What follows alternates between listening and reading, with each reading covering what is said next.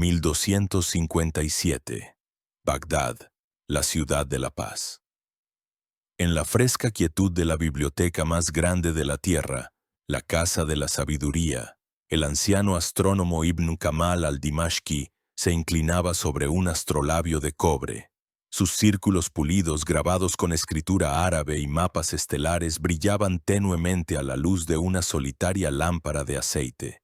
Afuera dormía la ciudad, el centro del mundo, el corazón del califato, el epicentro del conocimiento acumulado durante 500 años.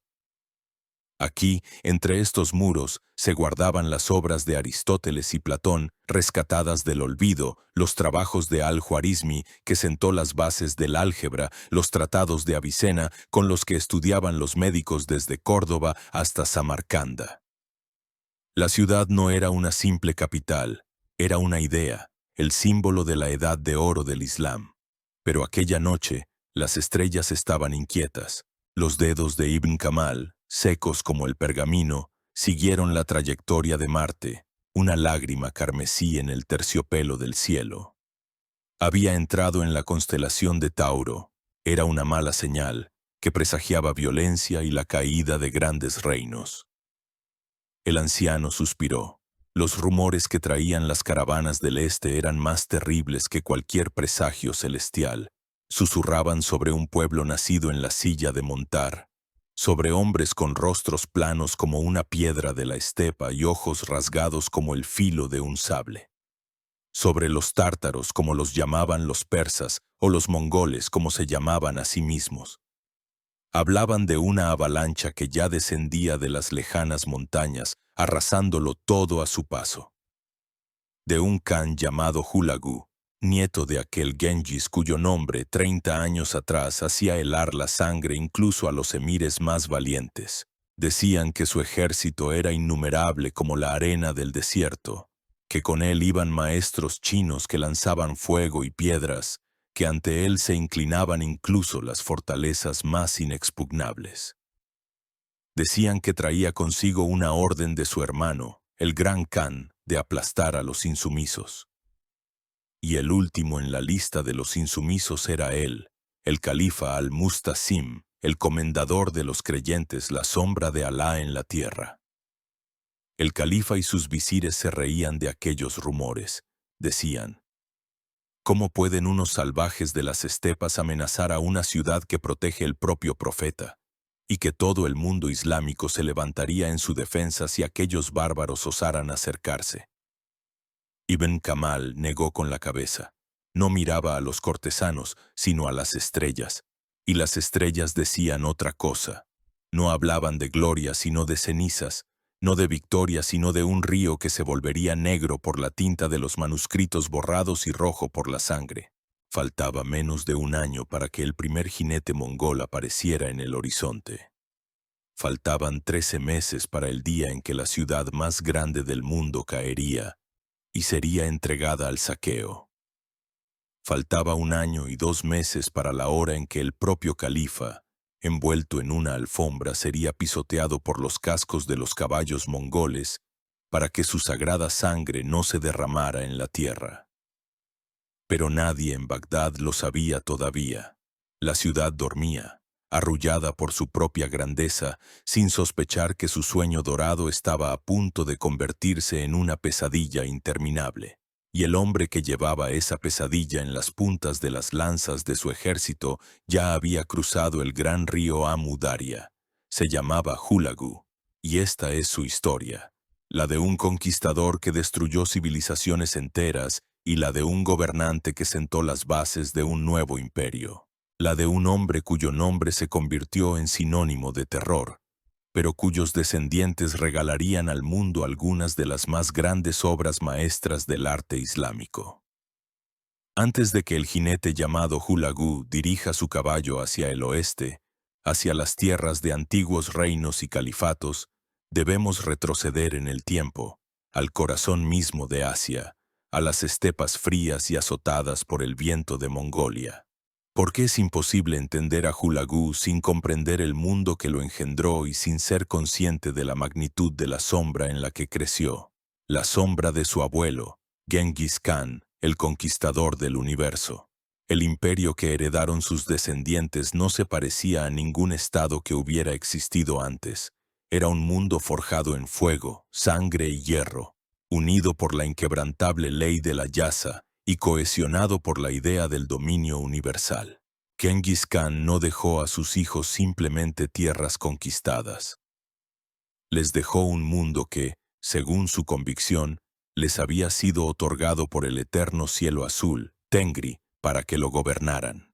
Toda la tierra, desde el amanecer hasta el atardecer, se consideraba propiedad del linaje dorado de los Genghis-Kánidas.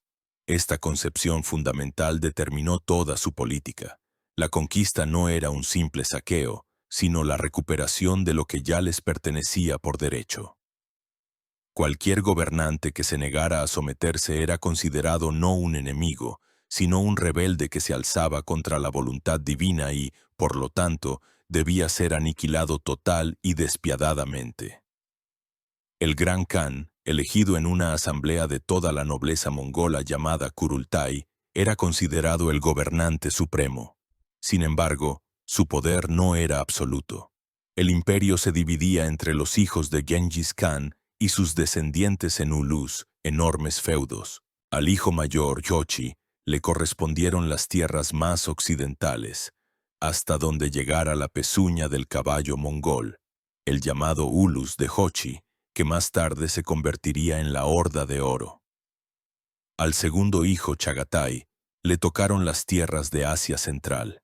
El tercero, Ögedei, que sucedió a Genghis Khan como Gran Khan, recibió tierras en Mongolia Occidental, y al más joven Tolui, según la tradición mongola, le correspondió el yurt ancestral, es decir, la propia Mongolia, el corazón del imperio. Este sistema, que al principio parecía lógico, llevaba en sí las semillas de una futura división. Cada ulus se volvía cada vez más autónomo y sus gobernantes genghis-kánidas, a pesar de la solidaridad de clan general, comenzaron a perseguir sus propios intereses.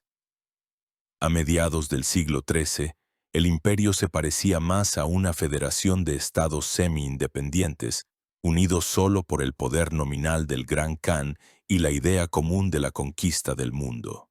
Fue en este contexto donde brilló la estrella del linaje al que pertenecía Hulagu. Era hijo de Tolui, el más joven y, según muchas opiniones, el más talentoso y valiente de los hijos de Genghis Khan.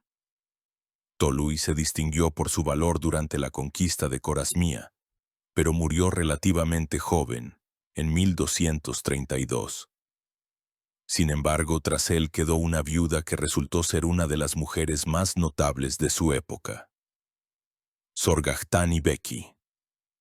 Sorghaghtani era sobrina de Wang Khan, el gobernante de la poderosa tribu de los Keraitas, a la que Genghis Khan había derrotado en los albores de su ascenso. Era cristiana de la fe nestoriana, inteligente, previsora e increíblemente ambiciosa. Comprendiendo que sus hijos, Monke, Kublai, Hulagu y Arik Boke, eran descendientes directos de Genghis Khan y Tolui, se propuso llevarlos a la cima del poder. Después de la muerte de Ögedei y luego de su hijo Guyuk, en el imperio se produjo un período de interregno y de aguda lucha por el trono entre los descendientes de las diferentes ramas de los Genghis-Kánidas. Por un lado estaban los descendientes de Ögedei y Chagatai, que se consideraban los herederos legítimos. Por otro, los descendientes de Jochi, representados por el poderoso Khan Batu, gobernante de la Horda de Oro, y los hijos de Tolui. Fue Sorghaghtani quien, gracias a su sabiduría y a sus talentos diplomáticos, logró forjar una alianza estratégica con Batu. En 1251, en el Kurultai convocado a orillas del río Kerulen, esta alianza dio sus frutos. El hijo mayor de Tolui y Sorghaghtani, Monke, fue elegido Gran Khan. Este acontecimiento pasó a la historia como el golpe de Estado toluida o la Revolución Toluida. El poder en el imperio mongol pasó de la casa de Ögedei a la casa de Tolui. Los partidarios del bando perdedor fueron acusados de conspiración y sometidos a una represión brutal. Decenas de los más nobles genghis-kánidas fueron ejecutados. El poder de los hijos de Tolui fue consolidado por la fuerza. Hulagu nació alrededor de 1217 o 1218. Era el cuarto hijo de Tolui y Sorghaghtani. Su infancia y juventud transcurrieron a la sombra de grandes acontecimientos. Las últimas campañas de su abuelo Genghis Khan, el reinado de su tío Ögedei, la grandiosa campaña occidental de Batú, en la que, posiblemente, participó como uno de los príncipes más jóvenes. A diferencia de su hermano mayor Möngke, que desde joven se había distinguido como un guerrero austero y ascético, y de Kublai, que mostraba un vivo interés por la cultura china y el arte de gobernar, Hulagu, al parecer, no destacaba por ningún talento especial en comparación con ellos. El historiador persa Rashid al-Din, que sirvió a los descendientes de Hulagu, lo describe como un hombre aficionado a la filosofía y la alquimia, interesado en las ciencias pero al mismo tiempo irascible y propenso a la crueldad. Era, como su padre, un guerrero valiente y un hábil comandante, pero hasta 1251 permaneció en un segundo plano. Sus creencias religiosas eran típicas de la élite mongola de la época. Educado por una madre cristiana, respetaba el cristianismo, especialmente el nestorianismo. Su esposa principal, llamada Dox Khatun, también era una devota cristiana keraíta. Al mismo tiempo, Hulagu simpatizaba con el budismo, que penetraba cada vez más en Mongolia desde el Tíbet y China. Pero en la base de su cosmovisión, como la de todos los mongoles, se encontraba el tengrianismo, la adoración del eterno cielo azul, que había otorgado a su linaje el derecho a gobernar el mundo. Esta compleja mezcla de creencias y supersticiones ejercería una enorme influencia en todas sus decisiones posteriores. Con el ascenso al trono de su hermano Möngke, la estrella de Hulagu brilló. Se convirtió en uno de los hombres más influyentes del imperio. Y pronto, el gran Khan encontró para su hermano una tarea digna de su linaje y sus ambiciones. La expansión mongola, que se había ralentizado un poco durante el período de agitación, debía reanudarse con una fuerza nueva y redoblada. A Kublai se le encomendó la conquista final del imperio Song del sur de China. Y a Hulagu se le encomendó una orden que inscribiría su nombre para siempre en los anales de la historia mundial. Debía liderar una campaña hacia el oeste, a las tierras de Irán, Irak y Siria, para aplastar los últimos focos de resistencia y llevar la voluntad del Gran Khan hasta los mares más lejanos. 1251. En el corazón de Asia, en yurtas que se extendían por muchos kilómetros a través de la estepa, se reunió un gran Kurultai. El aire vibraba con el relincho de miles de caballos, gritos guturales y el sordo murmullo de voces humanas. Aquí, lejos de las ciudades afeminadas, se decidía el destino del mundo. Con la elección de Möngke como Gran Khan, el imperio mongol encontró un nuevo y fuerte líder, decidido a continuar la obra de su gran abuelo. Lo primero que hizo Möngke fue una auditoría de todo el vasto imperio, ordenó el sistema fiscal, estableció el servicio postal llamado YAM y reprimió brutalmente toda disidencia. Y luego, habiendo consolidado su poder, dirigió su mirada a aquellas partes del mundo que aún no se habían inclinado ante el poder de los mongoles. En la agenda había dos tareas principales, dos guerras inacabadas, legadas por el propio Genghis Khan. La primera era China. El norte de China ya había sido conquistado, pero en el sur todavía resistía el rico y densamente poblado imperio de los Song del sur. Esta tarea fue encomendada al segundo hermano, el inteligente y calculador Kublai. La segunda tarea no era menos ambiciosa. La mirada del Gran Khan se dirigía al suroeste, a las tierras que hoy llamamos Oriente Próximo y Medio. A pesar de las devastadoras campañas de Genghis Khan y sus generales Gebe y Subutai 30 años antes, el poder mongol en esta región era precario. Persia, Irak, Siria, Transcaucasia. Estas tierras estaban llenas de gobernantes insumisos y constituían un mosaico de sultanatos, emiratos y reinos. Desde el punto de vista de los mongoles, allí reinaba un caos que era necesario ordenar.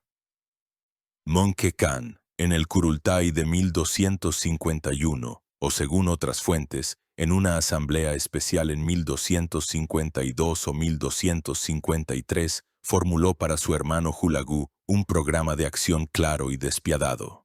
Este programa constaba de 3 puntos principales, cada uno de los cuales estaba dirigido a la aniquilación de una de las principales, según los mongoles, fuentes de inestabilidad en la región. El primer y principal objetivo de Hulagu era la destrucción del estado de los nizaríes ismaelitas, más conocidos en Europa por su siniestro nombre, los asesinos. Se trataba de una estructura político-religiosa única, sin un territorio continuo. Su fuerza residía en una red de fortalezas de montaña inexpugnables, dispersas por todo Irán y Siria. La principal ciudadela era Alamut, el nido del águila, en las montañas de Elburz, en el norte de Irán. Desde estas fortalezas, el imán ismaelita, a quien sus seguidores consideraban una deidad viviente, portador de un conocimiento oculto y esotérico, gobernaba a su Grey e infundía terror en todo el mundo musulmán. Su arma principal eran los fidaín, seguidores abnegados, dispuestos a dar su vida a la primera orden para eliminar a cualquier adversario político o religioso. Durante décadas de existencia, los asesinos habían matado a cientos de visires, sultanes, emires e incluso califas. Todos les temían. Eran maestros de la guerra secreta, el espionaje y el asesinato político. Para los mongoles, cuya fuerza residía en la batalla abierta y la conquista total, una amenaza tan oculta y escurridiza era absolutamente inaceptable. Además, los gobernadores mongoles en Persia se habían quejado en repetidas ocasiones en Karakorum de que los asesinos atacaban sus caravanas y representaban una amenaza para la administración mongola. Según una versión, la gota que colmó el vaso fue que los asesinos enviaron a sus sicarios a Karakorum con el objetivo de atentar contra el propio Möngke Khan. Sea como fuere, la sentencia estaba dictada. El estado de los asesinos debía ser borrado de la faz de la tierra, sus fortalezas arrasadas hasta los cimientos y su propia doctrina erradicada.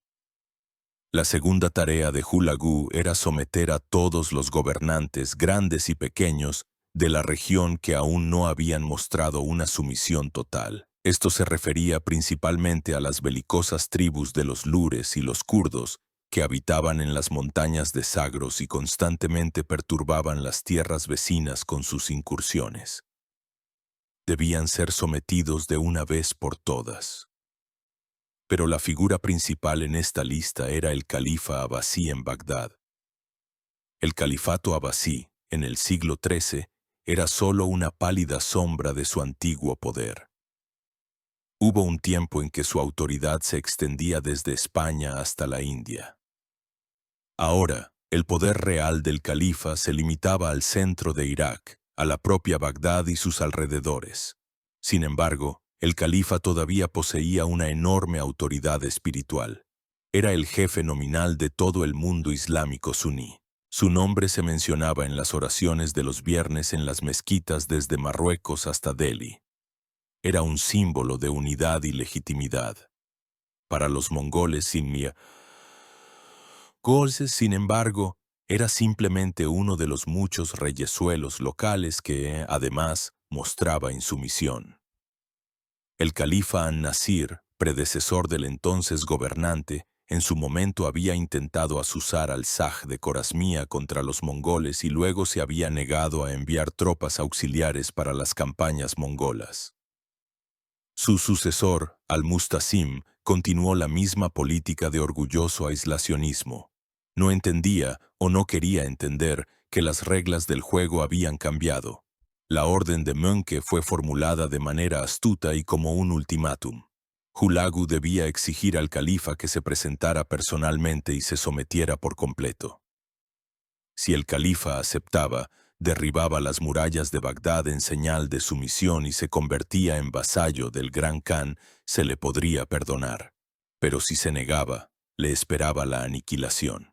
En las instrucciones secretas que cita Rashid al-Din, Monke fue aún más explícito, diciendo que si el califa se sometía, no se le debía tocar, pero si se enorgullecía y se resistía, que se le enviara tras los demás. El destino del califato de 5 siglos estaba sellado.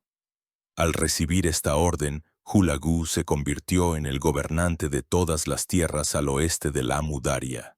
Se le encomendó una misión comparable en escala solo a las campañas del propio Genghis Khan.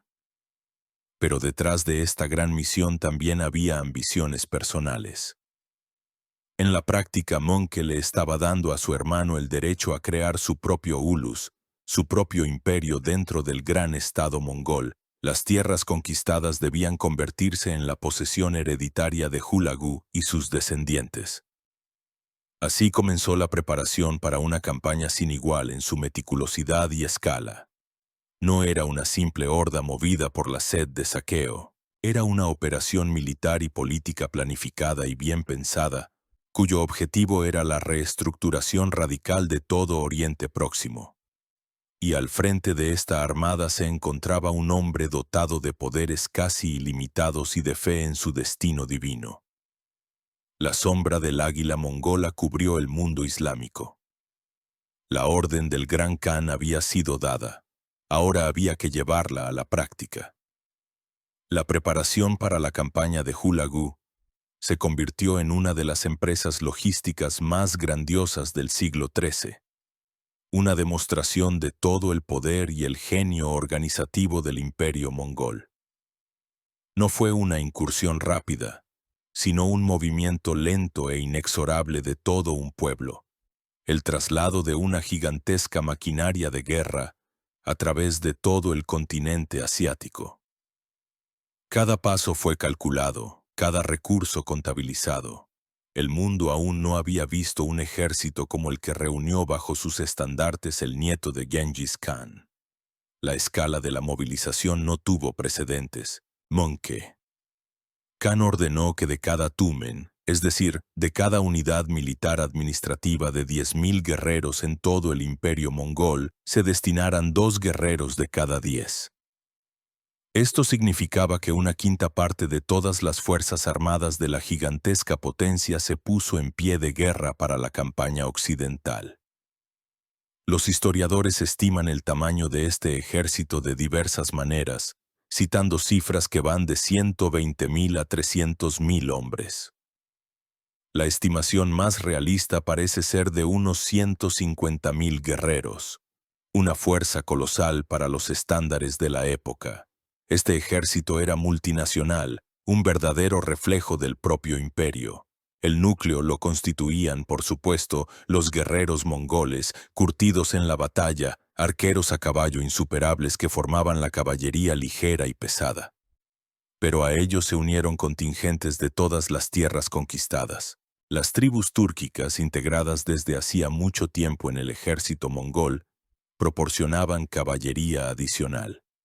Pero la adición más importante fueron los especialistas. Por un decreto especial de Monke, se destinó al ejército de Hulagu un contingente de 1.000 familias de ingenieros y técnicos chinos. Eran maestros del arte del asedio, capaces de construir y utilizar las máquinas de asedio más avanzadas de la época, como gigantescos trabuquetes, catapultas, balistas, así como dispositivos de pólvora como cohetes, granadas y, posiblemente, incluso cañones primitivos. Sería precisamente este cuerpo de ingenieros el factor decisivo en el asalto a las inexpugnables fortalezas de los asesinos y a las murallas de las grandes ciudades. Además de los chinos, en la campaña participaron también los vasallos de los mongoles del oeste. El rey armenio Aitón I y su yerno, el cruzado Bohemundo VI, príncipe de Antioquía, viendo en los mongoles a aliados contra sus vecinos musulmanes, proporcionaron importantes contingentes militares.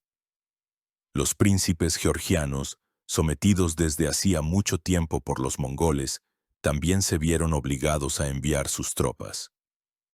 Así, bajo los estandartes de Hulagu, se reunió un ejército verdaderamente mundial.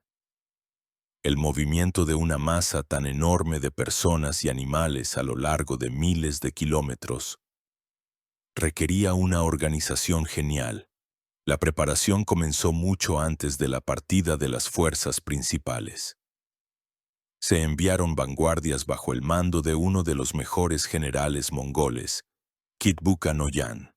Su tarea no era luchar, sino preparar el camino para el ejército principal.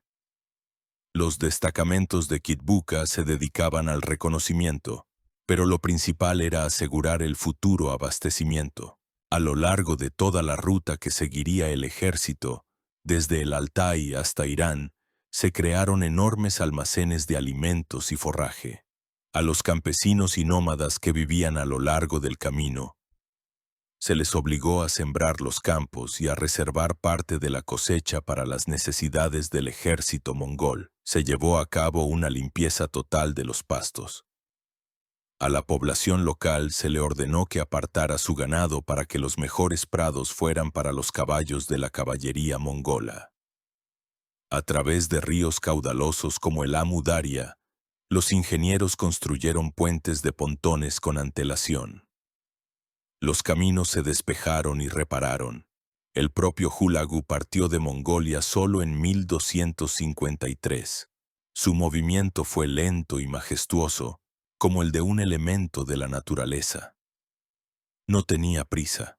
Junto con el ejército se movían enormes rebaños de ganado, incluyendo ovejas, bueyes y caballos, que servían como reserva de provisiones vivas.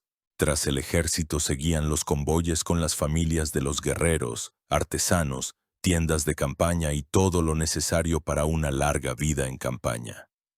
De hecho, no fue simplemente una campaña, sino toda una migración, la fundación de un nuevo Ulus sobre ruedas. En 1254, Hulagu llegó a Samarcanda, donde pasó un tiempo recibiendo a los gobernantes vasallos y preparándose para la siguiente etapa. Solo en enero de 1256 su ejército cruzó el Amu Daria, la antigua frontera entre el mundo de los nómadas y las civilizaciones sedentarias de Irán. A partir de este momento la campaña entró en su fase decisiva. La doctrina militar mongola no se basaba solo en la fuerza bruta, sino también en una sofisticada guerra psicológica. Los rumores sobre la aproximación de un ejército innumerable, sobre su crueldad y su poder, volaban muy por delante del propio ejército. Hulagu, al igual que su abuelo, utilizó activamente la táctica del terror. A las ciudades y gobernantes que se rendían sin luchar, les prometía clemencia y protección. A los que se atrevían a resistir, les amenazaba con la aniquilación total. Esta política era extremadamente racional.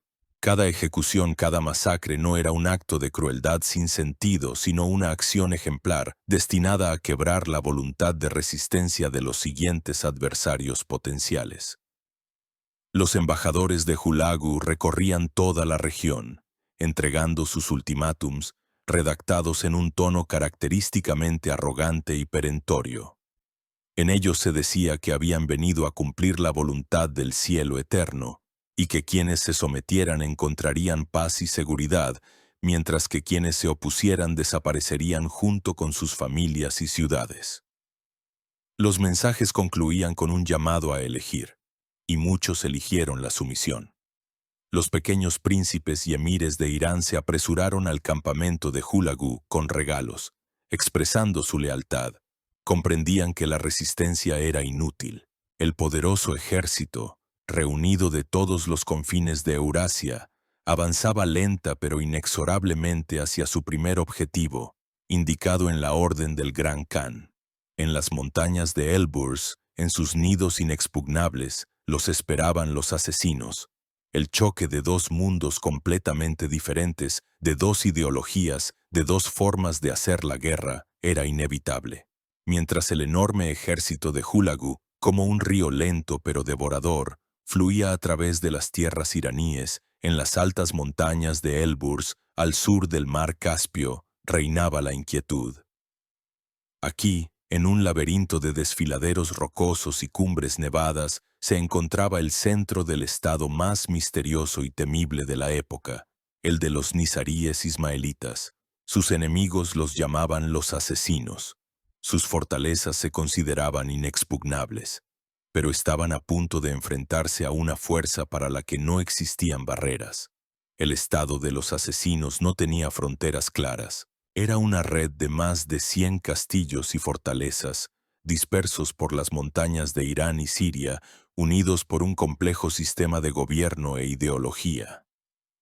Al frente de esta teocracia se encontraba el imán, el viejo de la montaña, como lo llamaban los cruzados. Para sus seguidores ismaelitas no era un simple gobernante, sino la encarnación viviente de la deidad, el portador de un conocimiento oculto y esotérico. Su palabra era ley absoluta, su voluntad sagrada. El corazón de este estado era la fortaleza de Alamut, cuyo nombre se traduce como nido del águila. Situada en la cima de una roca escarpada de más de 2000 metros de altura, era una obra maestra del arte de la fortificación. Un único y estrecho sendero, tallado en la roca, conducía a sus puertas.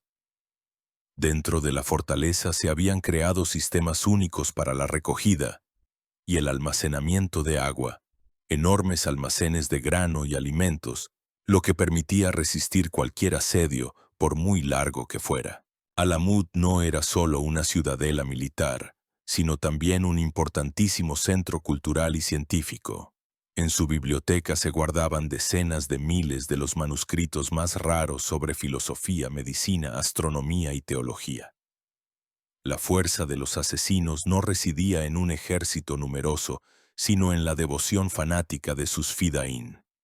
Estos jóvenes, que habían recibido un entrenamiento especial, estaban dispuestos a sacrificarse para cumplir la orden del imán.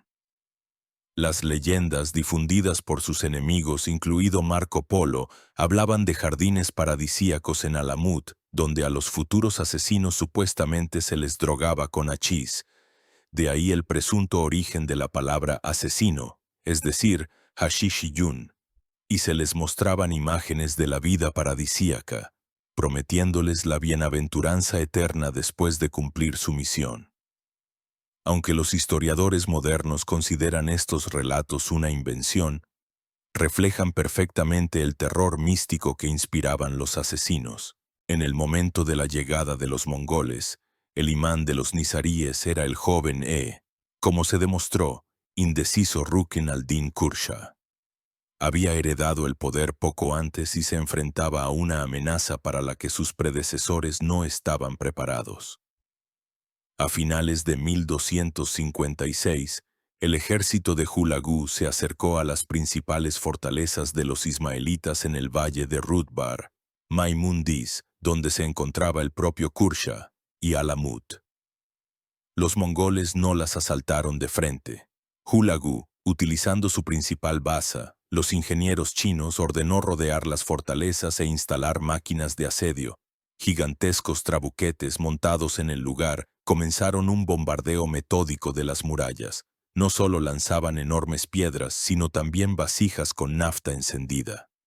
Al mismo tiempo, miles de guerreros protegidos por escudos se acercaban a las murallas intentando hacer zapas. Los asesinos resistieron desesperadamente. Realizaron audaces salidas, acribillando a los asediadores con una lluvia de flechas y piedras.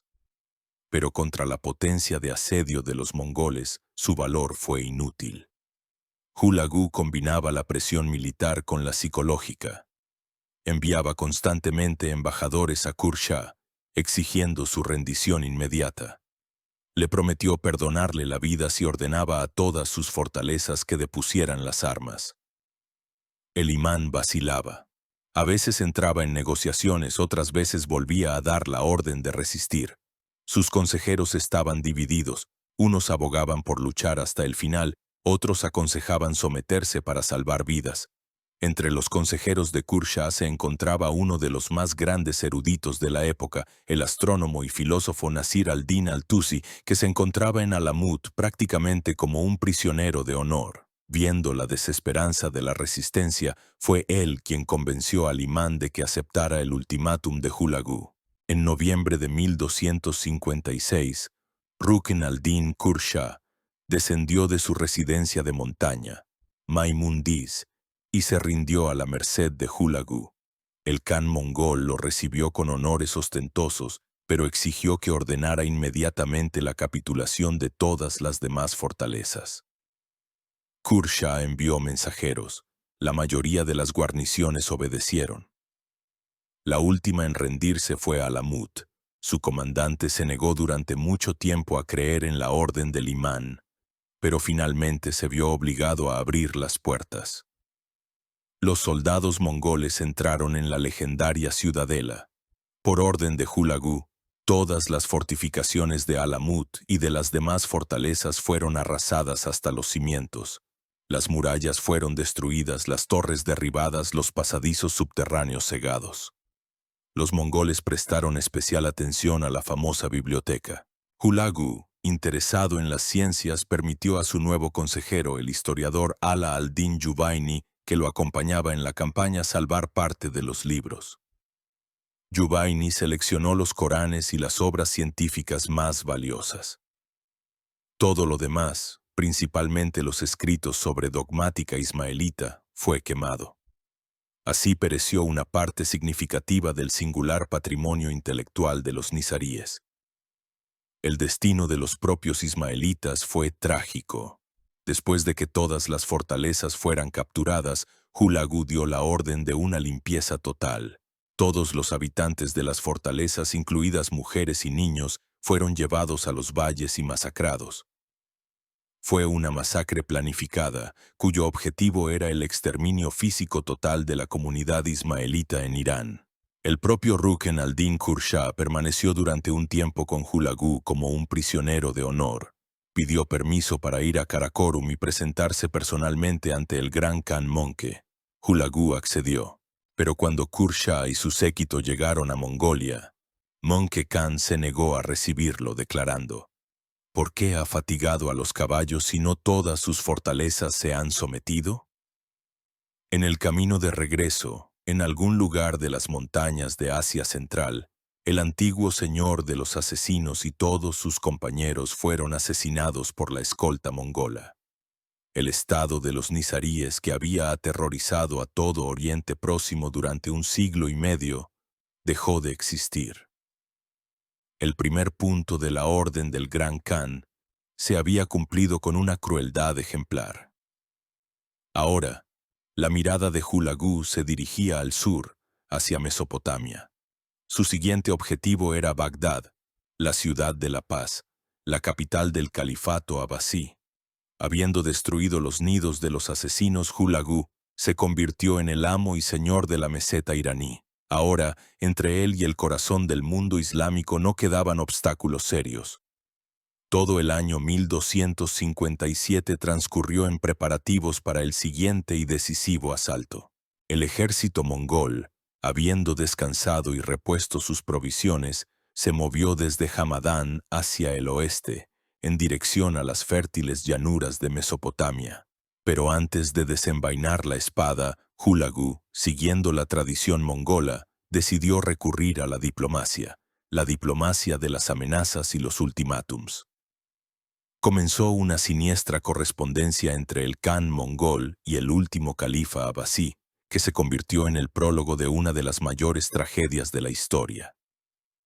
En el trono de Bagdad se sentaba Abu Ahmad Abdallah ibn Mansur, que pasó a la historia con el nombre de reinado de Al-Mustasim Billah, que significa que busca protección en Alá. Fue el 37º y, como se demostró, el último califa de la dinastía abasí, que había gobernado el mundo islámico durante 5 siglos. Los historiadores describen a Al-Mustasim como un hombre piadoso, pero de voluntad débil, indeciso y carente de visión de Estado.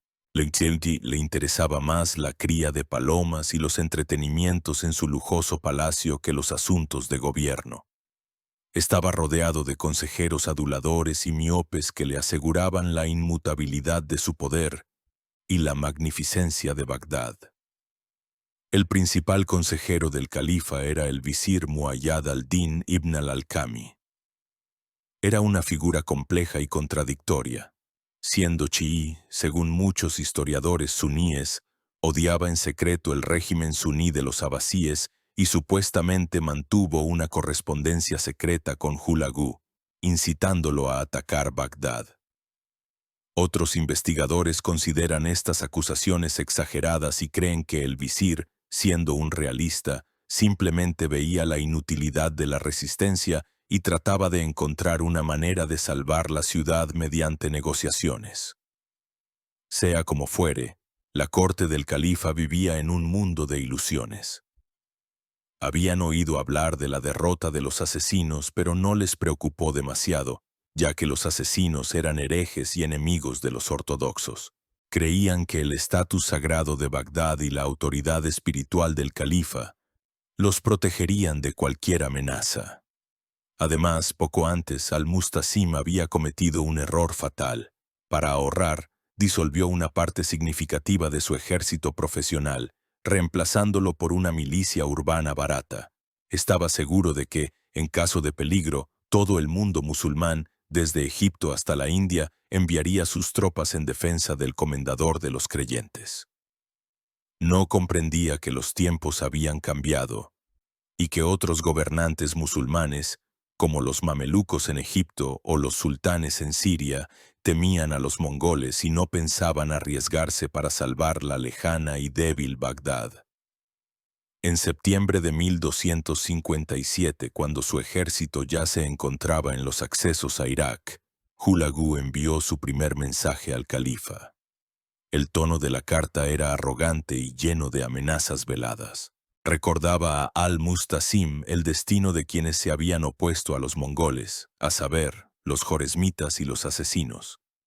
Exigía que el califa derribara inmediatamente las fortificaciones exteriores de Bagdad, cegara los fosos y se presentara personalmente en su cuartel general para expresar su sumisión.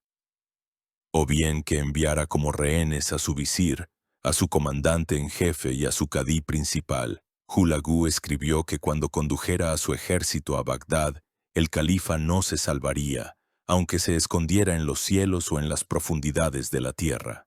Le aconsejó que, si deseaba salvarse a sí mismo y a su venerable linaje, escuchara su consejo, o de lo contrario vería lo que sucedería. La respuesta de Al-Mustasim fue el colmo de la imprudencia diplomática. En lugar de intentar alargar las negociaciones, ganar tiempo o al menos mostrar humildad, respondió en un tono de orgullo ofendido. Recordó a Hulagu la grandeza de la casa de los abasíes y que cualquiera que los hubiera atacado había sido castigado por Alá. Dirigiéndose al conquistador de 40 años, el califa escribió que él, siendo un joven que acababa de entrar en escena, parecía no saber que de este a oeste, todos los que profesaban su fe, desde el Shah hasta el mendigo, eran esclavos de esta su corte.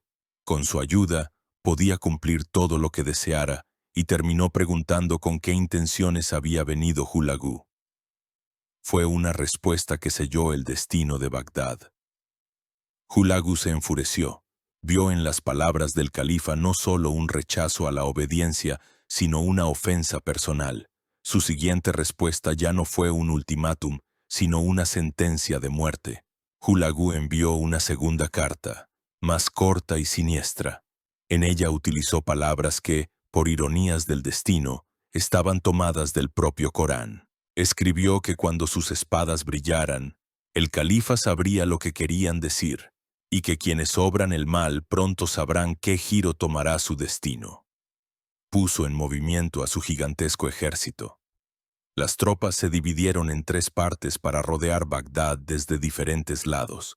El ala derecha, bajo el mando de Bayyunoyan, subió por el Tigris para atacar la ciudad desde el oeste. El ala izquierda, compuesta por la vanguardia de Kitbuka y otros generales, Avanzó por la orilla izquierda. El propio Hulagu, con las fuerzas centrales, se dirigió directamente a la ciudad. Incluso en este último momento, el califa y su séquito no se dieron cuenta de la gravedad de la situación. Enviaron a su ejército al encuentro de los mongoles bajo el mando de Fath al-Din ibn Qurt. Al principio incluso tuvieron éxito, logrando hacer retroceder a las avanzadillas mongolas. Pero por la noche, los ingenieros mongoles destruyeron las presas e inundaron la llanura en la retaguardia del ejército de Bagdad. Atrapado y atascado en el barro, el ejército del califa fue casi completamente aniquilado. Solo unos pocos, incluido el propio comandante, lograron salvarse y llevar a Bagdad la noticia de la catástrofe. El camino a la ciudad de la paz estaba abierto. En enero de 1258, los primeros tumenes mongoles aparecieron en el horizonte, y sus oscuras siluetas contra el sol poniente se convirtieron para los habitantes de Bagdad en el presagio del apocalipsis que se avecinaba. La correspondencia con la muerte había terminado. Comenzaba la agonía de una gran ciudad, enero de 1258. Un viento frío y penetrante soplaba desde las montañas iraníes, trayendo consigo polvo y un presentimiento de desastre. Para los habitantes de Bagdad, acostumbrados al suave invierno mesopotámico, este frío parecía antinatural. Pero un frío aún mayor infundía en sus corazones la escena que se divisaba desde las murallas de la ciudad. Hasta donde alcanzaba la vista, las llanuras alrededor de la ciudad estaban cubiertas de tiendas, jinetes y máquinas de asedio. Parecía que toda la estepa se había puesto en movimiento y se había desbordado sobre las orillas del Tigris. El ejército de Hulagu había rodeado por completo la ciudad de La Paz. Comenzó un asedio que estaba destinado a convertirse en una de las mayores catástrofes de la historia de la civilización islámica. Hulagu abordó el asedio con una meticulosidad sistemática. No tenía intención de arriesgar a sus guerreros en asaltos prolongados. Su plan consistía en quebrar primero el espíritu de los defensores con fuego de artillería y luego asestar el golpe decisivo. El ejército mongol rodeó la ciudad por ambos lados, desde las orillas oriental y occidental del Tigris. El propio Hulagu estableció su cuartel general frente a la puerta oriental de Ayam. Por orden suya, se cavó un profundo foso y se levantó una empalizada alrededor de la ciudad para aislar a Bagdad del mundo exterior e impedir que nadie escapara. Entonces entraron en acción los ingenieros chinos. Ante los ojos asombrados de los defensores de la ciudad, comenzaron a ensamblar sus monstruosas máquinas. Cientos, si no miles, de máquinas lanzapiedras se instalaron frente a las murallas y las torres. Los trabuquetes más potentes podían lanzar piedras de varios cientos de kilogramos de peso a cientos de metros de distancia. El 29 de enero de 1258, Hulagu dio la orden. El cielo sobre Bagdad se oscureció con las piedras que volaban. Comenzó la sinfonía de la destrucción. Día y noche, una lluvia de piedras caía sobre la ciudad. Las murallas construidas para protegerse de los ejércitos del pasado crujían y se desmoronaban bajo golpes para los que no estaban diseñadas. Las torres se derrumbaban sepultando a sus defensores bajo sus escombros. Junto con las piedras, los mongoles lanzaban vasijas con nafta encendida, provocando incendios en los barrios adyacentes a las murallas. El estruendo de los lanzapiedras, los gritos de los heridos, el crepitar de las llamas, todo se fundió en un zumbido incesante que enloquecía a los habitantes de la ciudad sitiada. Los defensores de Bagdad, compuestos principalmente por una milicia mal entrenada, intentaron resistir desesperadamente. Respondían con los disparos de sus escasas catapultas y acribillaban a los mongoles con flechas, pero sus esfuerzos eran como intentar detener una avalancha con las manos desnudas. Para el 5 de febrero se había abierto una enorme brecha en la muralla oriental, en la zona de la Torre de Asham. La muralla, que durante siglos había parecido inexpugnable, se derrumbó. Pero Hulagu no se apresuró a lanzar a sus tropas a un sangriento combate callejero. Continuó el bombardeo durante varios días más, ampliando las brechas y desmoralizando a los defensores. En ese momento el califa Al-Mustasim, viendo que todo estaba perdido, intentó iniciar negociaciones. Envió a Hulagu una delegación de los ciudadanos más nobles. Pero ya era demasiado tarde. Hulagu, enfurecido por su arrogancia anterior, se negó a recibirlos. El 10 de febrero, los mongoles lanzaron el asalto final. A través de las brechas en las murallas irrumpieron en los barrios orientales de la ciudad. La resistencia fue rápidamente sofocada. La ciudad estaba condenada. El califa, junto con sus hijos y 3000 de los más nobles dignatarios imanes y cadíes, salió por las puertas y se rindió a la merced del vencedor. Hulagu les ordenó que depusieran las armas y separó al califa y a su familia del resto. Y luego dio a su ejército la orden que tanto tiempo había estado esperando. La ciudad fue entregada al saqueo. Lo que siguió es difícil de describir con palabras. Durante 7 días, y según algunas fuentes 40, los guerreros mongoles se entregaron a una masacre y un saqueo desenfrenados. Irrumpían en casas, mezquitas y palacios, matando a todos sin distinción, hombres, mujeres, niños, ancianos. Las calles de la ciudad se convirtieron en ríos de sangre. Los cadáveres se amontonaban y pronto, en el cálido clima mesopotámico, comenzaron a descomponerse, provocando una epidemia. Pero los mongoles no solo destruyeron a la gente, destruyeron la cultura. Los mayores monumentos arquitectónicos, los palacios de los califas, las mezquitas, las madrasas, los hospitales, todo fue saqueado y quemado. El golpe más terrible se asestó a la Casa de la Sabiduría y a otras bibliotecas de Bagdad. Los invaluables manuscritos recopilados durante siglos fueron quemados o arrojados al río Tigris. Los cronistas escriben con amargura que el río se volvió negro por la tinta de los libros borrados y rojo por la sangre de los eruditos asesinados. Otra leyenda cuenta que con las cubiertas de cuero de los folios más valiosos, los mongoles se hicieron sandalias. La edad de oro del Islam, la era de los grandes logros científicos y culturales, terminó en fuego y sangre. El número de víctimas de la masacre se estima de diversas maneras. Los historiadores árabes citan cifras espeluznantes, de 800.000 a 2 millones de personas. Incluso si estas cifras son exageradas, no hay duda de que murieron cientos de miles de personas.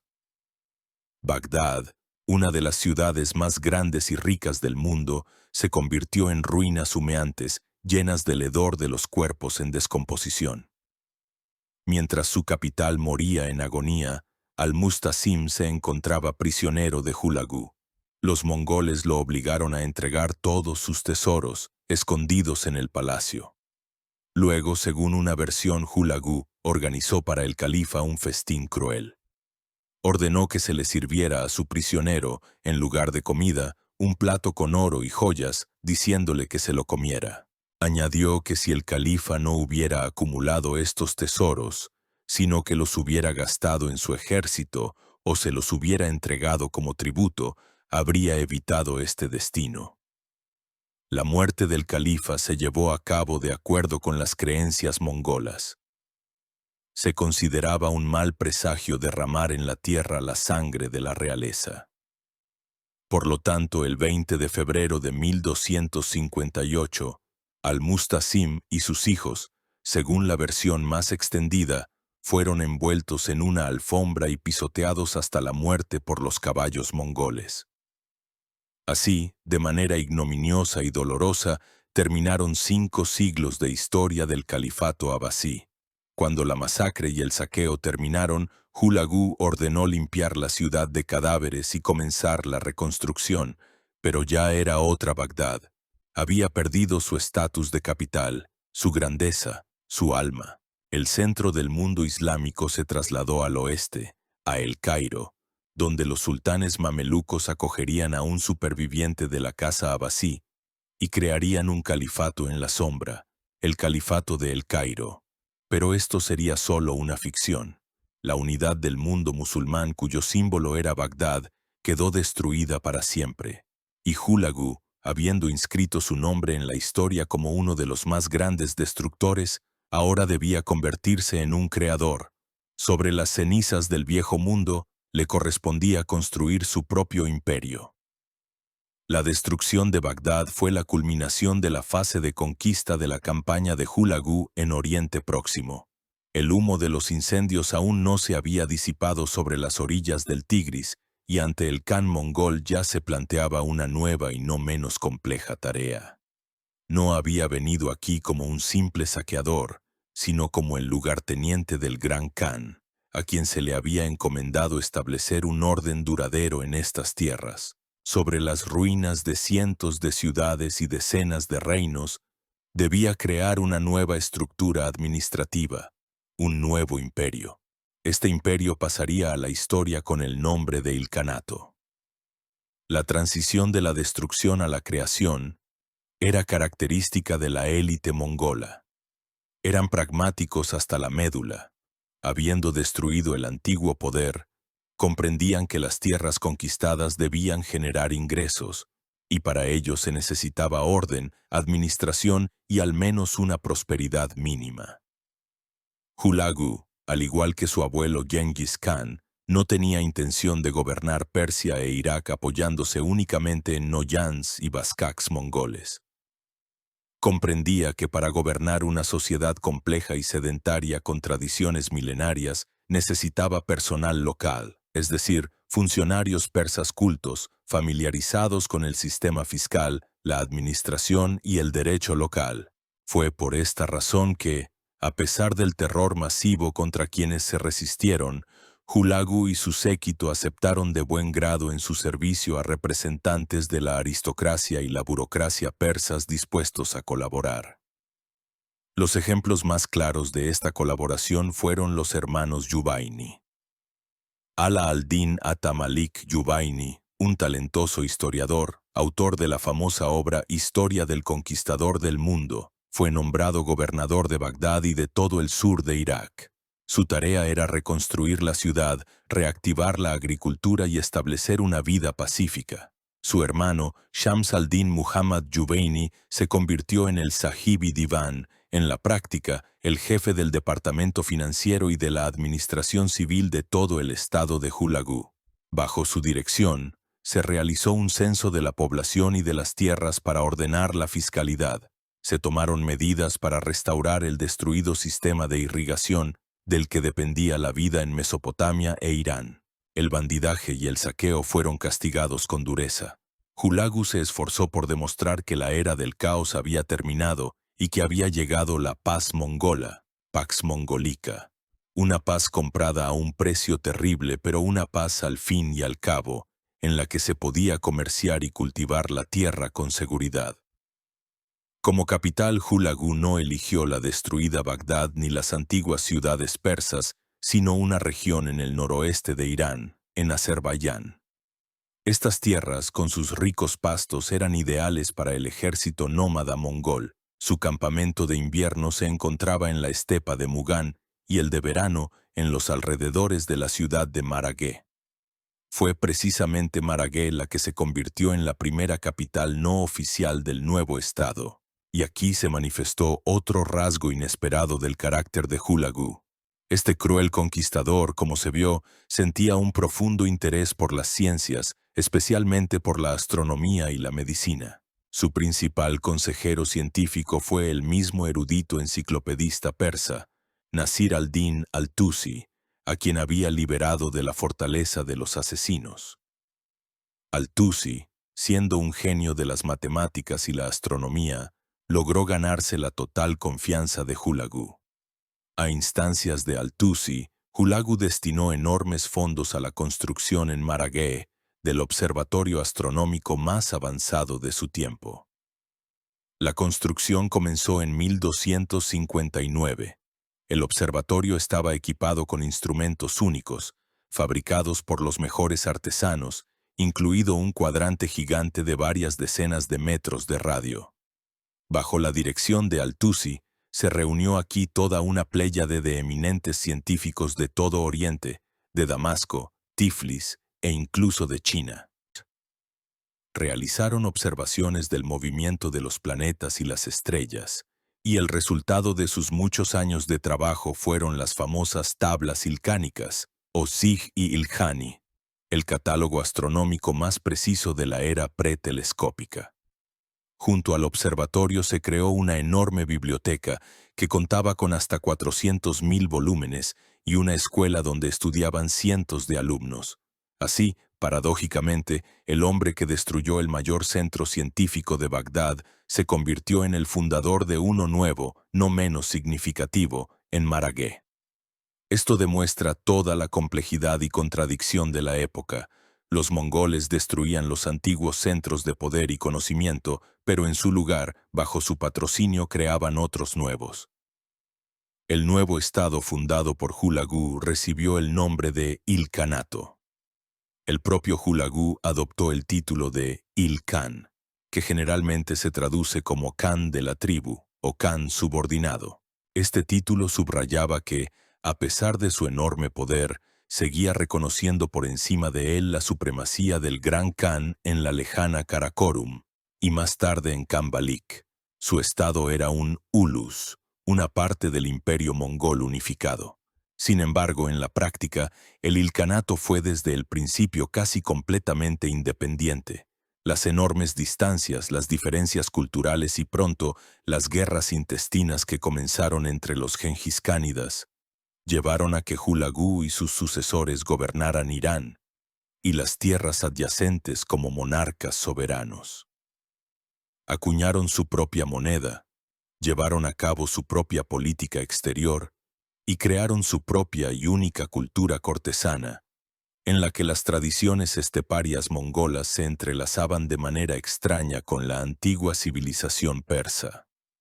Habiendo sentado las bases de su nuevo estado, habiendo sometido a Irán e Irak, Hulagu no tenía intención de detenerse. Su mirada estaba puesta más al oeste, en Siria, Palestina y Egipto, donde gobernaba la última gran potencia musulmana de la región, el sultanato mameluco. La finalización de la conquista de Oriente Próximo parecía solo cuestión de tiempo. Habiéndose consolidado en Irán e Irak, Hulagu reanudó su avance hacia el oeste. En otoño de 1259, su ejército, tras cruzar el Éufrates, invadió Siria. Comenzó el último capítulo de la gran campaña de Oriente Próximo. Esta campaña fue notable no solo por su componente militar, sino también por su complejo contexto religioso y político. Por primera vez, los mongoles actuaron no solo como conquistadores, sino como aliados de facto de los estados cristianos locales, lo que generó en Europa la ilusión de una posible cruzada del Khan y la aniquilación definitiva del Islam. Un papel clave en la formación de esta política lo desempeñó la amada esposa de Hulagu, Dox Khatun. Al igual que la madre de Hulagu, Sorghaghtani, procedía de la tribu de los Keraitas y era una cristiana nestoriana convencida. Gozando de una gran influencia sobre su marido, se convirtió en la protectora de todos los cristianos en los territorios conquistados. Si durante el asalto a Bagdad los musulmanes fueron sometidos a una masacre total, a los cristianos que se refugiaron en sus iglesias se les perdonó la vida a petición suya. Cuando el ejército mongol entró en Siria, los cristianos locales lo recibieron como a un libertador del dominio de los emires musulmanes. Los principales aliados de Hulagu fueron el rey armenio de Cilicia, Aitón I, y su yerno, el gobernante del Principado Cruzado de Antioquía, Bohemundo VI. Llegaron personalmente al cuartel general de Hulagu y se unieron a su campaña con sus propias tropas.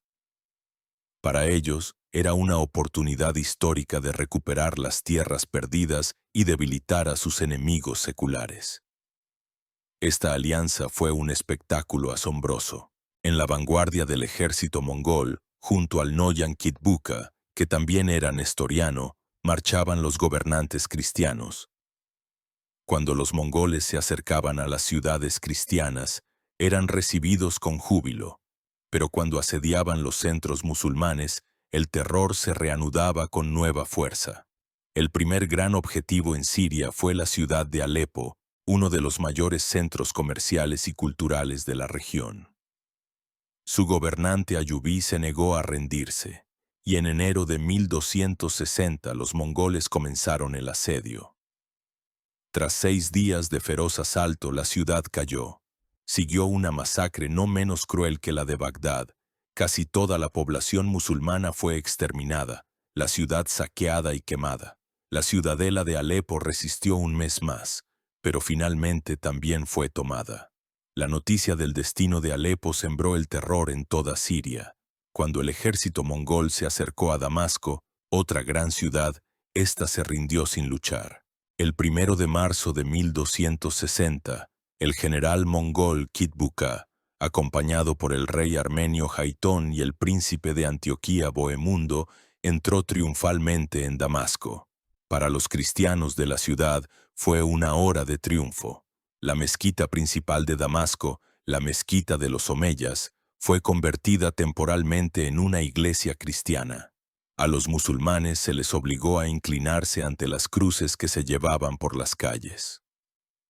El estatus sagrado de Damasco, la cuarta ciudad más importante del Islam, fue humillado. Parecía que el dominio musulmán en Siria había llegado a su fin. Habiendo conquistado Siria, los mongoles llegaron a las fronteras del último bastión del Islam en la región, Egipto. Allí gobernaba el joven pero ya poderoso sultanato mameluco. Los mamelucos eran una casta militar única. En su mayoría eran turcos kipchak de las estepas del sur de Rusia, que en su juventud eran comprados en los mercados de esclavos, llevados a Egipto y educados como guerreros profesionales, convirtiéndose al Islam. Eran excelentes jinetes, no inferiores en destreza a los propios mongoles. Poco antes, en 1250, habían tomado el poder en Egipto, derrocando a la dinastía Ayubí, y ya se habían hecho famosos al derrotar la Séptima Cruzada, liderada por el rey francés Luis IX. Hulagu envió una embajada a El Cairo, al sultán mameluco Qutuz, con el tradicional ultimátum, en el que se decía que había oído cómo habían conquistado vastos imperios y limpiado la tierra de quienes sembraban el desorden, y que no podía esconderse de ellos. Los embajadores transmitieron la pregunta: ¿a qué huir si nuestros caballos son rápidos, nuestras flechas afiladas, nuestras espadas como rayos? En conclusión, propusieron al sultán que se sometiera a ellos, antes de que se descorra el velo y reciba el castigo por su error. La respuesta del sultán Qutuz fue audaz e inequívoca. Ordenó ejecutar a los embajadores mongoles y colgar sus cabezas en las puertas de El Cairo. Fue un insulto inaudito y una declaración de guerra directa.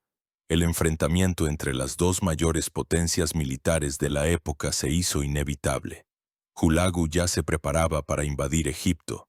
Su ejército estaba en Palestina, habiendo llegado a Gaza. El fin del sultanato mameluco parecía sellado, y en ese momento crítico, en el verano de 1260, llegó de la lejana Karakorum una noticia que cambió el curso de la historia. El gran Khan Monke, hermano de Hulagu, había muerto durante su campaña en China. La muerte del gran Khan tuvo para el imperio mongol el efecto de una bomba que explota. Según la ley de la Yasa, todos los genghis-kánidas debían regresar a Mongolia para participar en el Kurultai para la elección de un nuevo gobernante. Para Hulagu, esto significaba que debía detener inmediatamente su campaña. La lucha por el trono entre sus hermanos Kublai y Arik Böke era inevitable, y él debía estar en el centro de los acontecimientos para apoyar a su partido y defender sus intereses. Hulagu se vio obligado a tomar una decisión fatal. Se llevó consigo la mayor parte de su ejército y regresó a Irán, desde donde podía seguir los acontecimientos en Mongolia. En Siria, dejó solo un pequeño cuerpo expedicionario que contaba, según diferentes estimaciones, con 1 o 2 túmenes, es decir, de 10.000 a 20.000 guerreros. Puso al mando de este ejército a su mejor general, el cristiano Kitbuka Noyan. Hulagu probablemente no pensó que esta guarnición debilitada correría un peligro serio. Subestimó la determinación y la fuerza de los mamelucos. Se marchó, seguro de que regresaría en 1 o 2 años para terminar lo que había empezado. Pero no estaba destinado a volver a ver Siria y Palestina. El destino de Oriente Próximo ya no lo decidía él, sino quienes había dejado en su lugar. Se avecinaba una batalla que estaba destinada a disipar el mito de la invencibilidad de los mongoles. Verano de 1260. Palestina. El valle de Jezreel, abrasado por el sol. El aire vibraba por el calor y la expectación. Aquí, junto a un pequeño manantial llamado Ain Jalut, que en árabe significa la fuente de Goliat, iba a tener lugar una batalla destinada a convertirse en uno de los puntos de inflexión más importantes de la historia mundial. No fue un simple enfrentamiento de 2 ejércitos, fue una batalla por el alma del Islam. Una batalla que debía responder a la pregunta principal: ¿se detendría la expansión mongola o caería también África bajo las pezuñas de los caballos de la estepa? En el Cairo, el sultán Qutuz, al recibir la noticia de la partida de Hulagu y la mayor parte de su ejército, comprendió que se le presentaba una oportunidad única. Reunió todas las fuerzas a su disposición. Su ejército, que contaba con unos 20.000 guerreros, estaba compuesto por la caballería mameluca de élite y contingentes de beduinos. Al frente del ejército se encontraban 2 generales excepcionales, el propio sultán Qutuz y su emir principal, un guerrero alto, feroz y tuerto llamado Baibars al-Bundukdari, el futuro terror de cruzados y mongoles. Los mamelucos partieron de Egipto y se dirigieron a través del desierto del Sinaí hacia Palestina. En su camino se encontraban los últimos vestigios del reino cruzado de Jerusalén, con su centro en Acre. Los cruzados se enfrentaban a una elección difícil. Por un lado, los mongoles, aliados de sus hermanos de Antioquía y Armenia, parecían socios naturales en la lucha contra el Islam. Por otro lado, temían a los mongoles y no confiaban en ellos. Finalmente, los varones de Acre decidieron mantenerse neutrales. Se negaron a unirse a los mongoles, pero, lo que fue aún más importante, permitieron que el ejército mameluco pasara por sus tierras y le suministraron provisiones. Este pragmático paso de los cruzados predeterminó en gran medida el resultado de la campaña. El comandante mongol Kitbuka, habiendo quedado en Siria con fuerzas limitadas, se encontraba en una posición difícil. Era un general excepcional, valiente y leal a su Khan, pero estaba aislado de las fuerzas principales y rodeado de una población musulmana hostil. Al enterarse de la aproximación de los mamelucos, no se retiró ni esperó refuerzos. Fiel a la doctrina mongola, que no conocía la palabra retirada, reunió a todas sus tropas, los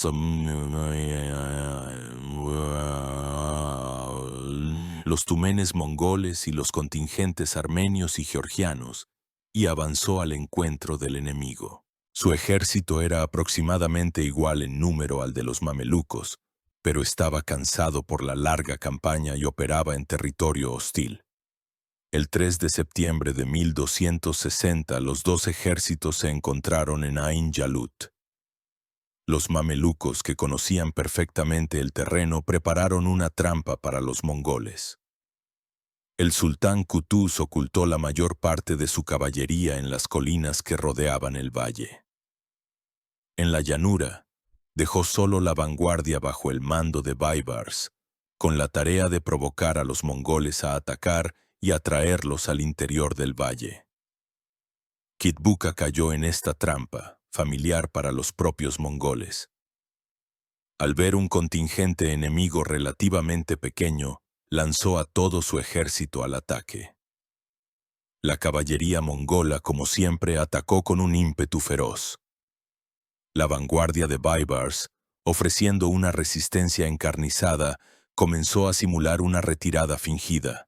Los mongoles, seguros de la victoria, se lanzaron en su persecución. Cuando todo el ejército de Kitbuka se adentró en el valle, Qutuz dio la orden. Desde 3 lados, desde las colinas, la caballería mameluca, fresca y de élite, se abalanzó sobre los mongoles. El ejército mongol quedó atrapado. Comenzó una carnicería feroz y encarnizada. Los mongoles, que por primera vez en muchos años se enfrentaban a un enemigo igual en fuerza y táctica, quedaron desconcertados. Lucharon con un coraje desesperado. El propio Kitbuka, al darse cuenta de que la batalla estaba perdida, se lanzaba a los combates más densos, tratando de inspirar a sus guerreros. Gritaba: «¡Ay de los que huyen! Tarde o temprano todos moriremos, así que es mejor morir con gloria». Pero ya era imposible cambiar el curso de la batalla. Rodeados y presionados por todos lados, los mongoles vacilaron. Su formación se rompió y la batalla se convirtió en una masacre. La mayor parte del ejército mongol fue aniquilada. El propio Kitbuka Noyan fue hecho prisionero. Fue llevado ante el sultán Qutuz. Incluso cautivo, el viejo Noyan mantuvo su orgullo y dignidad. Le dijo al sultán que si moría a sus manos, lo consideraría obra de Dios y no suya, y le aconsejó que no se alegrara de aquella hora. Predijo que cuando la noticia de su muerte llegara a Hulagu Khan, su ira sería como un mar hirviente, y desde Azerbaiyán hasta las puertas de Egipto, la tierra sería pisoteada por los cascos de los caballos mongoles. Después de estas palabras, fue ejecutado. La victoria en Ain Jalut tuvo consecuencias colosales.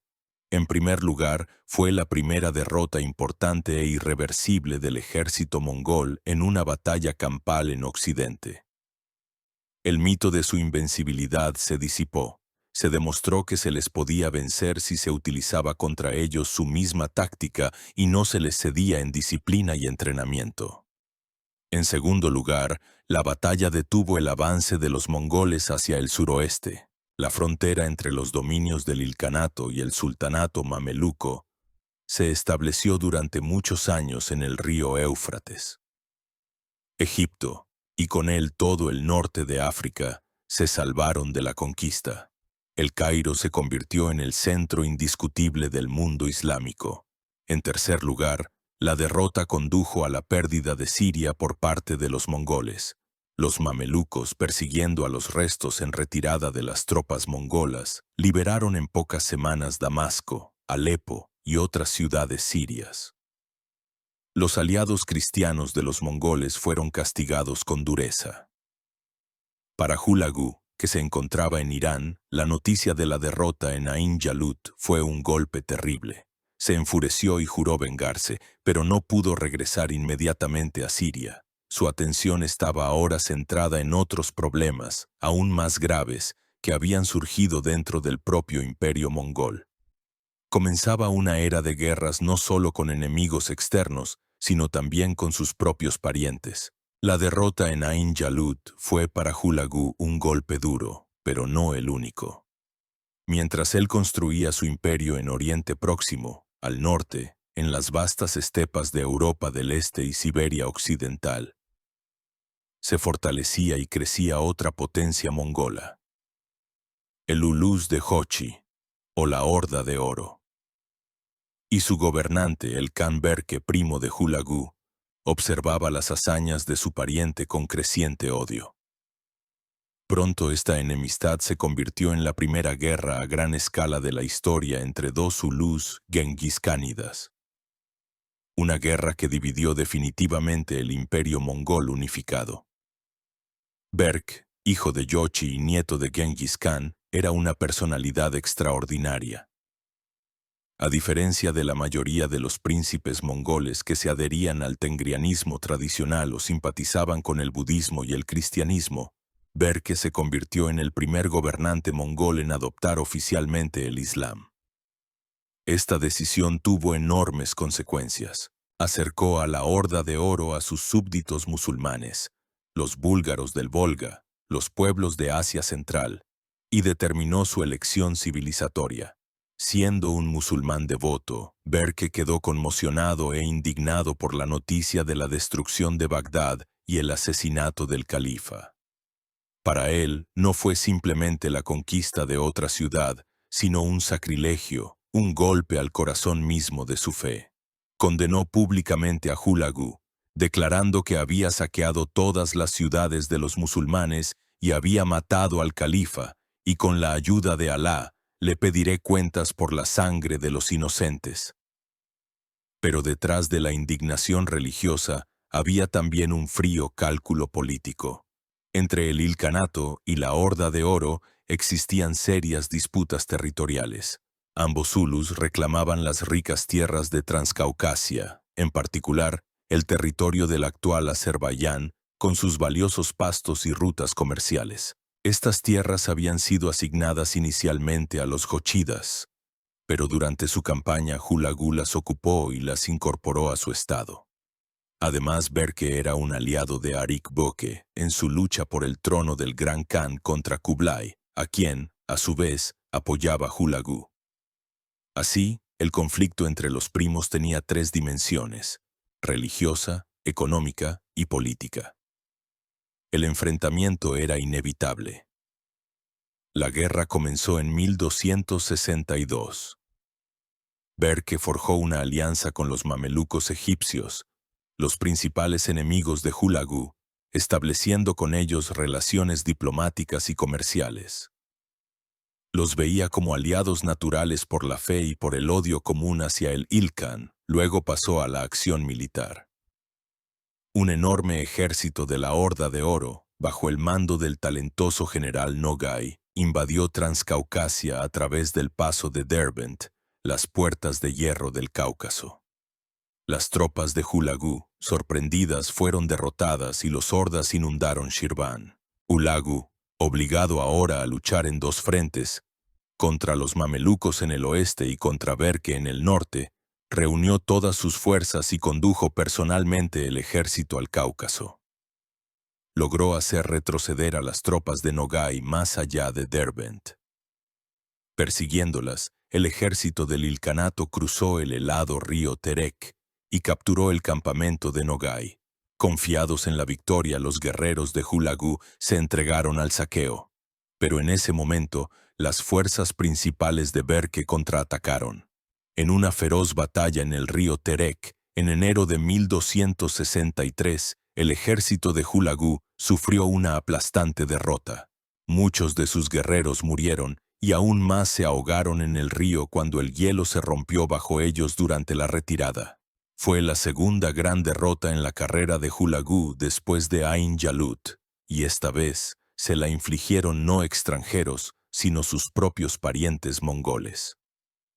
La guerra entre Hulagu y Berke tuvo consecuencias fatales para el imperio mongol. Dividió definitivamente el estado unificado. La frontera a lo largo de la cordillera del Cáucaso se convirtió en una línea de frente, y la guerra entre el Ilkhanato y la Horda de Oro continuaría, con interrupciones, durante casi un siglo. El sueño de un imperio unificado desde el Océano Pacífico hasta el mar Mediterráneo quedó enterrado. Los zulus se convirtieron en estados independientes y hostiles. Esta guerra también desvió las fuerzas de Hulagu de Siria y Egipto. Ya no podía pensar en una revancha por Ain Jalut.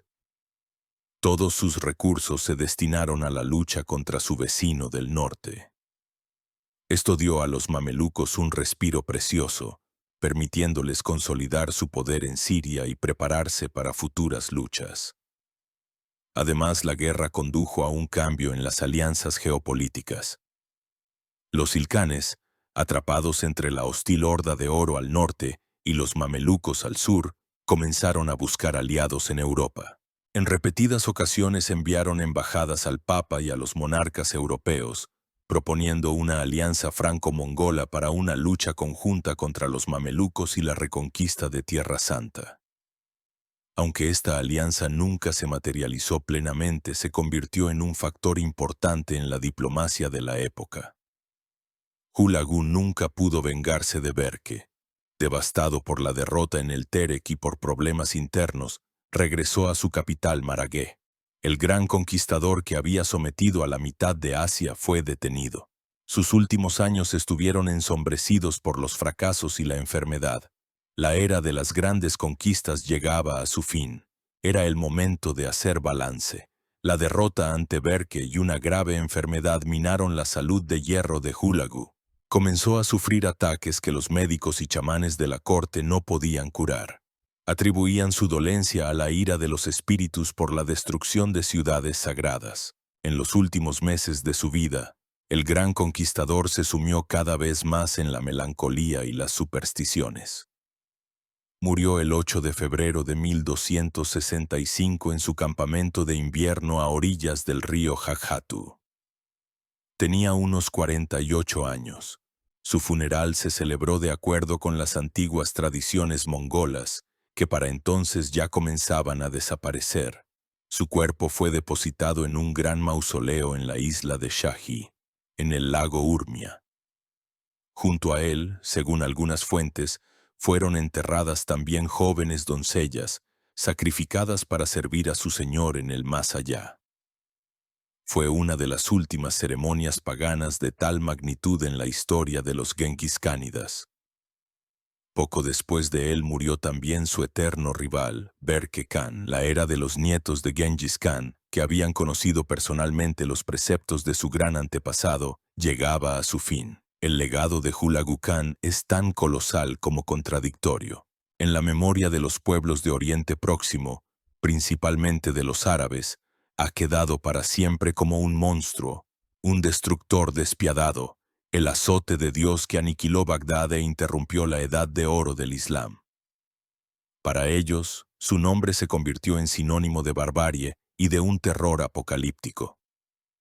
Y esta parte de su legado es indiscutible. La destrucción provocada por su campaña fue tan masiva que Irak y algunas zonas de Irán nunca lograron recuperarse por completo y recuperar su antigua prosperidad. Sin embargo, para Irán, que se convirtió en el centro de su nuevo imperio, su papel es mucho más complejo. Al destruir el califato árabe, Hulagu y sus descendientes, los ilcanes, paradójicamente contribuyeron al resurgimiento de la identidad nacional persa. Irán dejó de ser una simple provincia en el mundo árabe y se convirtió de nuevo en el centro de una gran potencia. Bajo el gobierno de los ilcanes, que con el tiempo adoptaron el Islam y se asimilaron, se produjo un nuevo florecimiento de la cultura, la ciencia y el arte persas. La pintura en miniatura, la arquitectura, la poesía, la historiografía, todo ello alcanzó nuevas cimas precisamente en la época de los descendientes de Hulagu. También cambió radicalmente el mapa geopolítico y religioso de la región. La destrucción del califato abasí asestó un golpe irreparable a la idea de un mundo suní unificado. La destrucción del estado de los asesinos eliminó una poderosa fuerza chií. Al mismo tiempo, el patrocinio que él y su esposa brindaron a los cristianos fortaleció brevemente sus posiciones en Oriente Próximo. A escala global, la campaña de Hulagu fue la última gran campaña de conquista del Imperio Mongol unificado. La guerra con Berke, que comenzó durante su vida, inició el proceso de desintegración de esta gigantesca potencia en estados independientes y hostiles, como el Ilkhanato en Irán, la Horda de Oro en las estepas de Europa del Este, el Ulus de Chagatai en Asia Central y el Imperio Yuan en China, fundado por su hermano Kublai. El sueño de Genghis Khan de un dominio mundial bajo un único Khan quedó enterrado. La historia de Hulagu es la historia de cómo una sola personalidad, dotada de un poder enorme y movida por la idea de un destino divino, es capaz de cambiar el curso de la historia de continentes enteros. Fue un producto de su época cruel, una época en la que los imperios se creaban sobre los huesos de millones de personas. Fue a la vez un destructor y un creador, un verdugo y un mecenas de las ciencias. Su figura permanecerá para siempre en la historia como un temible recordatorio de la fragilidad de la civilización y de esa terrible fuerza primitiva que a veces duerme en las profundidades de la historia humana, lista para desatarse en cualquier momento y redibujar el mapa del mundo a su antojo. Gracias por pasar este tiempo con nosotros, sumergiéndonos en una de las epopeyas más dramáticas y trascendentales de la historia de la humanidad.